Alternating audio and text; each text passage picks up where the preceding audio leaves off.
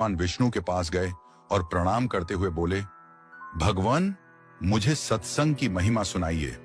भगवान मुस्कुराते हुए बोले, नारद, तुम यहां से आगे जाओ, वहां इमली के पेड़ पर एक रंगीन प्राणी मिलेगा।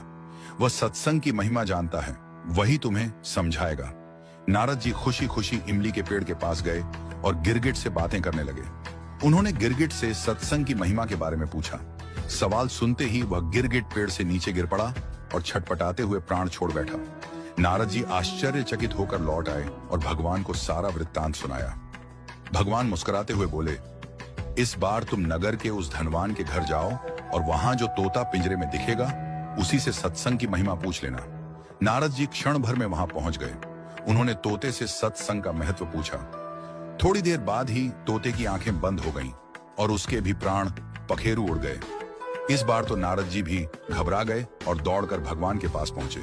नारद जी ने कहा, भगवान, यह क्या लीला है?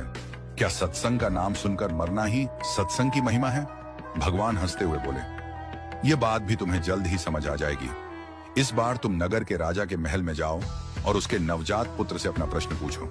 नारद जी थर थर कांपने लगे और बोले, अभी तक तो पक्षी ही अपने प्राण छोड़ रहे थे। इस बार यदि वह नवजात राजपुत्र मर गया तो राजा मुझे जीवित नहीं छोड़ेगा। भगवान ने नारद जी को अभयदान दिया। नारद जी ने हिम्मत जुटाई और राजमहल में आए। वहां उनका बड़ा सत्कार किया गया। अब तक राजा को कोई संतान नहीं थी, अतः पुत्र के जन्म पर बड़े आनंद उल्लास से उत्सव मनाया जा रहा था। नारद जी ने डरते डरते राजा से पुत्र के बारे में पूछा। उन्हें राजपुत्र के पास ले जाया गया। पसीने से तरबतर, मन ही मन श्री हरि का नाम लेते हुए नारद जी ने राजपुत्र से सत्संग की महिमा का प्रश्न किया। नवजात शिशु हंस पड़ा और बोला, महाराज, चंदन को अपनी सुगंध और अमृत को अपने माधुर्य का पता नहीं होता। ऐसे ही आप अपनी महिमा नहीं जानते, इसलिए मुझसे पूछ रहे हैं। वास्तव में आपके क्षण भर के संग से ही मैं गिरगिट की योनि से मुक्त हो गया। आपके दर्शन मात्र से तोते की क्षुद्र योनि से मुक्त होकर इस मनुष्य जन्म को पा सका। आपके साथ थोड़े से समय के सत्संग से मेरी कितनी ही योनियां कट गईं और मैं सीधे मानव तन में ही नहीं पहुंचा, अपितु राजपुत्र भी बना। ये सत्संग का ही अद्भुत प्रभाव है। हे देव, अब मुझे आशीर्वाद दें कि मैं मनुष्य जन्म के परम लक्ष्य को पा सकूं।